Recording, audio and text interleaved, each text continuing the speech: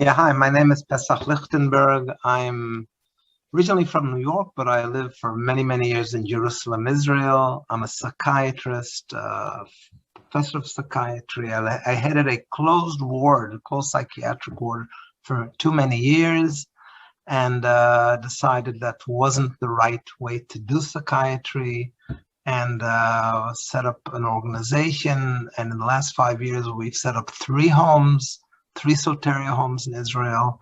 It took me 12 years from the time I wrote the first protocol of the Soteria home I would like to set up until it actually happened on the ground.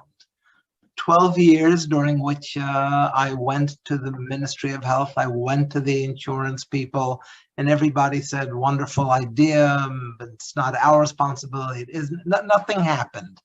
Then 2000 and in 2016, something changed in the climate, in the public climate, where there was suddenly a prominent radio show host who was highlighting every day the abuses happening in psychiatric wards.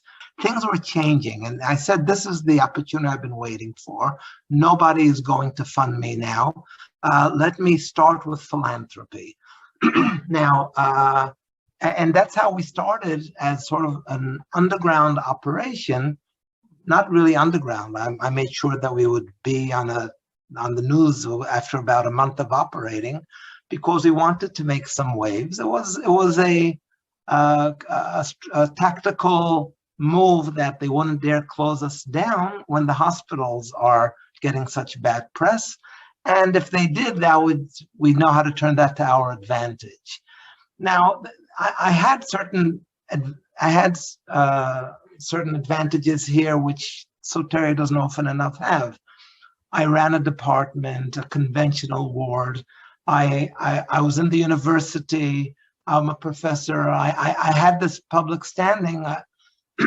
So people hear professor, they think that you have something to say, and though probably have a lot to say, and much of it is wrong, but no one closed me down. For a while, the insurance decided they wouldn't cover us, but then this is where being a part of the system was able to help. I got in touch with the Ministry of Health. They produced a supportive letter, which was enough to satisfy the insurance people. And they started working to develop guidelines for the sort of service which we were offering. And and what happened then is that after 1 year after we illegally or without regulatory approval set up our first house, we were approved by the government. They decided that what we were doing is acceptable, and they provided the guidelines, which was wonderful. It was terrible in that suddenly we were going to be regulated, but it was good in that this is what we wanted, because from the very beginning, we knew that what's important for us is to be a part of the system. We knew that we were going against the generally accepted way of doing things. We knew that we could easily set up one house, maybe two houses, and just be this kind of anti-establishment group telling everybody the right way to do things, but that's not what we wanted. I'm sorry, there's activity around me. Sometimes I'm right now in one of our Soteria homes, so I can't promise you what's going to happen. Now, we hoped for this, a strategic decision to be a part of the system, to influence the system from within. And if that means regulation, and if that means making certain compromises, then we will find a way to do it without harming the core of what a Soteria house is, in terms of empathic understanding, being with the person non-judgmentally rather than trying to do something to him.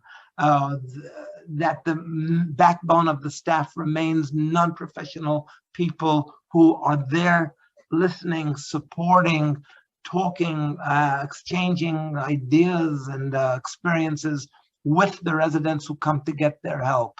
So that remains untouched. That is the way Soteria happens everywhere and in our homes. But at the same time, because the government set up this official guidelines, the Ministry of Health, which is a regulator here, that allowed other people who like the idea to get on board, and they set up their own houses, not exactly Soteria, less forthcoming and talking about how they have doubts about medication, less prominently pronouncing the flattening of hierarchy, which is in our homes, but still much more humane, much more like a Soteria than like a hospital, unquestionably. And this is for people who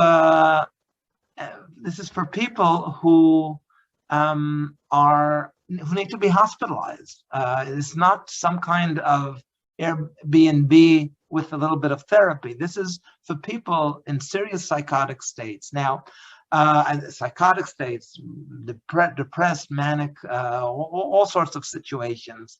I say psychotic. This is always sort of living in both worlds. Within the home, there's no place for diagnosis. But when we talk to the regulator and when we talk to the insurance people, we have to, we speak the language.